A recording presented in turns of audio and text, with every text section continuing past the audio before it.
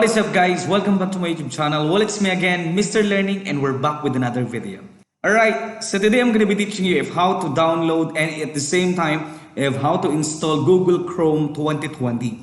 Alright, but of course, before we proceed my dear friends, if this is your first time to visit my channel, don't forget to hit that like, share, comment, and subscribe. And of course, the notification bell for you to get updated with my latest uploads. In this channel, I'm always uploading video tutorials about computers, softwares, and more. And without further ado, assuming that you've already subscribed, let's do this. How to download Google Chrome and how to install it.